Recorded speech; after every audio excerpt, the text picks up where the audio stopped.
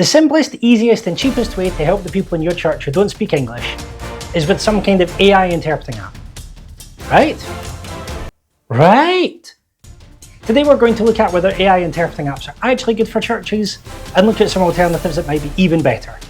I'm Dr. Jonathan Denny and this is Multilingual Church from Integrity Languages.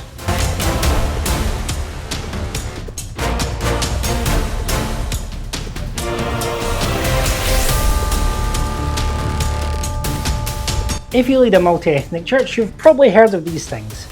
It seems like every second week there's some kind of new AI interpreting or speech translation gadget.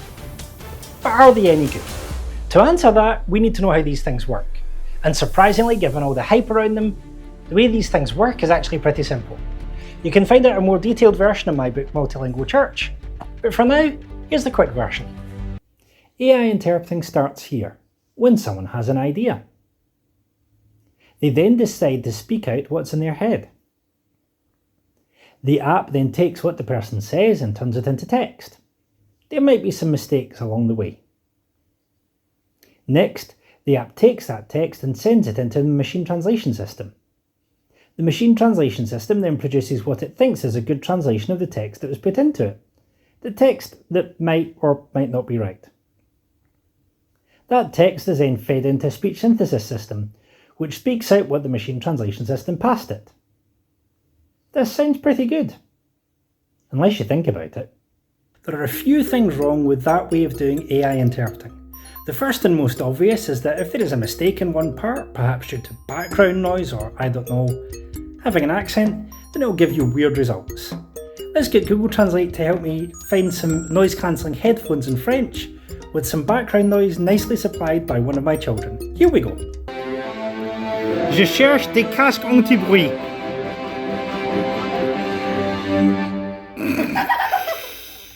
The second issue is that it has no idea of context. It doesn't know whether you're shopping in a supermarket, preaching in a church, or a soldier checking infantry. For example, Pardon monsieur, où sont les grenades? I'm sorry, I don't speak French. Ah bon, une minute. Où sont les grenades? Where are the grenades? Hello, security? One final issue is that AI interpreting doesn't check for understanding. Any good human interpreter will adjust their interpreting to the audience. Interpreting a church needs different techniques and strategies than interpreting a UN conference, for example. It is possible to custom build AI interpreting systems for churches. But this costs money, and it relies on you knowing precisely which words you use, which Bible translations you use, or on you having a large stock of previous sermons available. Does this make AI interpreting useless for churches? Well, life isn't that simple. To find out why, we need to take a walk. You'd think that if AI interpreting is so unreliable and there are so many things that could go wrong, we shouldn't use it at all. But life is rarely that simple. Not every church has access to people who could interpret or even to the money to bring people in who could do that for them. And some churches, due to factors beyond their control, find that the languages they need change every week. They might not even know which languages they needed last week, never mind which ones they will need next week. There are also people who need or want to communicate with people who speak another language but who might only need help for a quick conversation or to point people to the toilets. Churches are way too complicated for a blanket solution.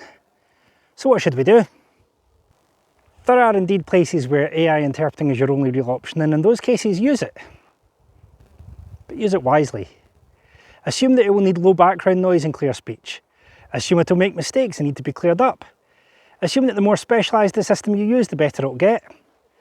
But assume that even the best systems will be less than perfect.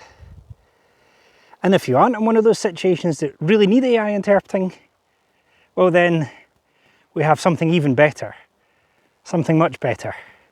And that is back in the studio.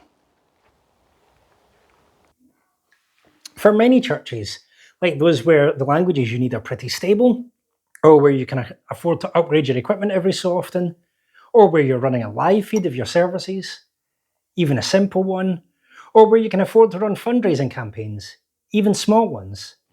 The biggest question is how much you care about the people who are coming to your church.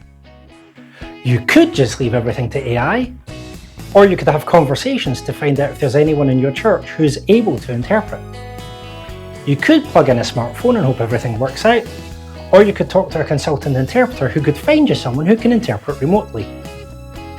You could buy in AI interpreting from a reputable supplier, or you could spend roughly the same amount of money on training to make sure there are people ready to interpret in your church.